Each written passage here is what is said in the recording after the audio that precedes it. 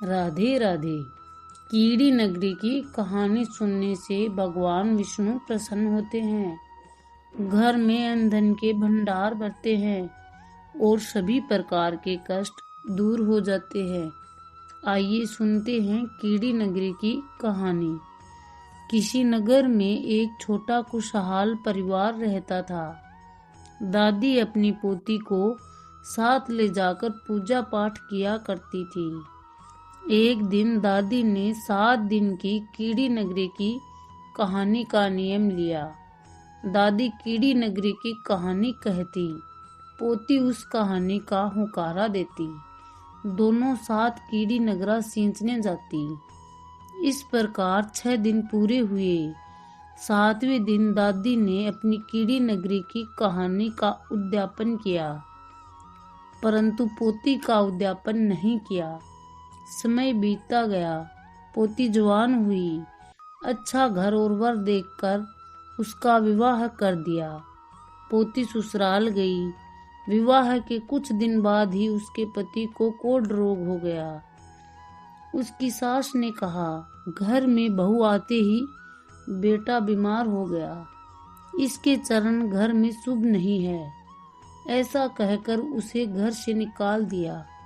बेटे को भी उसके साथ भेज दिया और कहा, अपने पति की सेवा कर, तुझे सुबह शाम रोटी मिल जाएगी। वह पोती अपने पति को लेकर नगर के बाहर एकांत में कुटिया बनाकर रहने लगी। उसकी सास सुबह शाम 2-2 रोटी दूर से देकर आ जाती।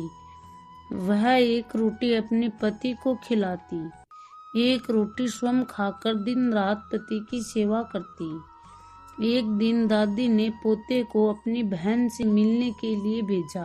साथ में चूरमे के लड्डू भी भेजे। भाई अपनी बहन से मिलने गया। वहां जाकर पता चला कि उसकी बहन नगर के बाहर कुटिया बनाकर अपने पति के साथ वहीं रहती है। भाई उनकी हालत देखकर दुखी हुआ। उसने चूरमे के लड्डू बहन को दिए और चला गया। बहन ने अपने हिस्से का लड्डू खाया। पति के हिस्से का लड्डू पति को दिया। पति ने मना कर दिया। पास ही एक कीड़ी नगरा था। उसने वह लड्डू चूर कर कीड़ी नगरे पर डाल दिया। इसके प्रभाव से उसके पति के हाथ तथा मुंह का कोढ़ जड़ने लगा। यह देख पति ने कहा, तुमने आज ऐसा क्या किया जिससे मेरा कोढ़ ठीक होने लगा है? पत्नी बोली, मैंने तो आज आपके हिस्से के लड्डू कीड़ी नगरी पर डाले थे। जरूर इस बात का कोई रहस्य है। हमें किसी समझदार व्यक्ति से पूछना चाहिए। दूसरी ओर जब भाई अपने घर पहुंचा तो सबको बहन के बारे में बताया। दादी ने अपने बहू बेटे के साथ पोती से मिलने गई। वहां जाकर उसने अपनी पोती से पूछा, यह सब कैसे हो गया? तब उसने कहा, शायद अब यही मेरा भाग्य है, और सारी बात दादी को बताई। उसकी बात सुनकर दादी ने कहा, बेटी, जब मैंने कीड़ी नगरी का उद्यापन किया तब तुम्हारा नहीं किया। शायद कीड़ी नगरी का श्राप है, परंतु अब चिंता मत कर, सब ठीक हो जाएगा। इसके बाद बहू से कहा, एक कटोरी में घी गुड़ लेकर आओ। बहू ने घी गुड़ लाकर दादी को दिया। दादी ने कीड़ी नगरी की कहानी कही। पोती ने कहानी का हुंकारा दिया। कहानी कहने के बाद दादी ने कहा, बेटी, तुम 7 दिन तक इस कहानी को कहना, तुम्हारा पति हुंकारा देगा, इससे सब ठीक हो जाएगा, और 7वें दिन इसका उद्यापन करना। पोती बोली, मैं उद्यापन कैसे करूंगी? मेरी सास तो हमें ठंडी रोटी देकर जाती है। दादी बोली, कोई बात नहीं, ठंडी रोटी से ही तुम चूरमे के 4 पिंडे बना लेना। 2-2 पिंडे तुम दोनों हाथ में लेकर कहानी कहना।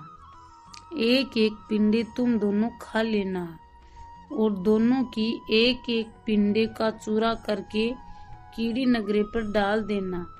पानी की कार लगाकर धोखा लेना। उसने अपने पति से कहा, मैं कीड़ी नगरी की कहानी कहूँगी, आप मुकारा दोगे क्या? पति बोला, क्यों नहीं, यह सब तुम मेरे लिए ही तो कर रही हो। इस कहानी से मेरा कोढ़ झड़ जाएगा तो मैं इसे जरूर सुनूंगा। वह कहानी कहने लगी। पति ने हुकारा दिया। इस प्रकार 6 दिन कहानी सुनी।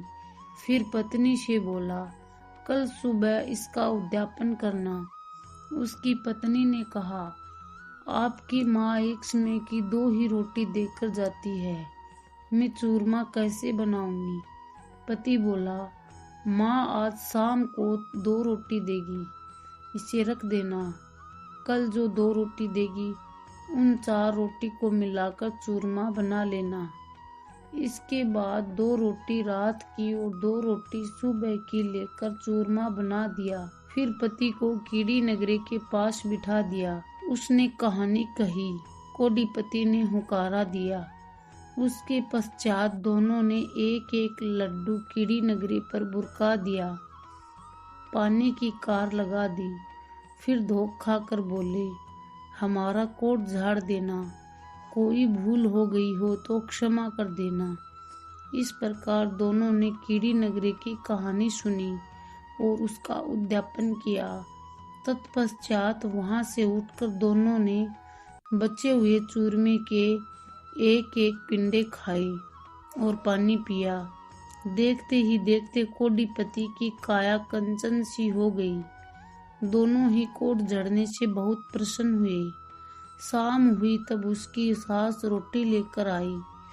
हर रोज की तरह दूर से ही बहू को रोटी दी। 4 पाई पर बैठे अपने बेटे को पहचान नहीं पाई।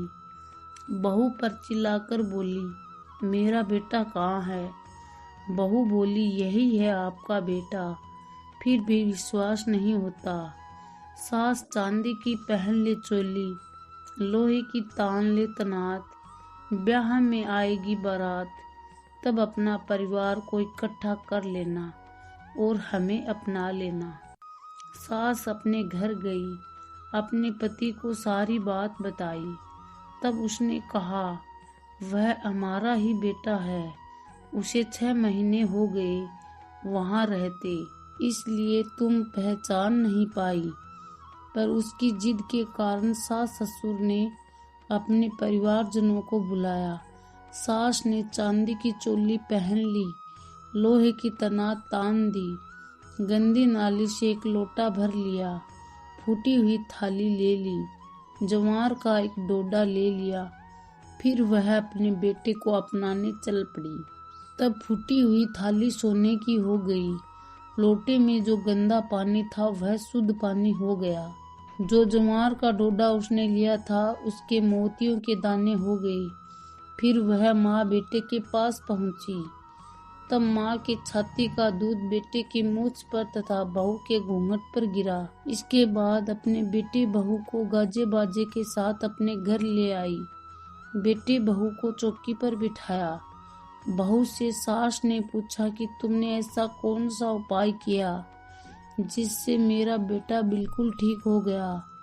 तब बहू ने अपनी सास को सारी बात बताई, कीड़ी नगरी की कहानी का चमत्कार सुनाया। सास बोली, हे कीड़ी नगरा, कहानी कहने सुनने हुकारा देने वाले सभी के कष्टों को दूर करना। बोलो विष्णु भगवान की जय। वीडियो अच्छी लगी हो तो लाइक व सब्सक्राइब करना।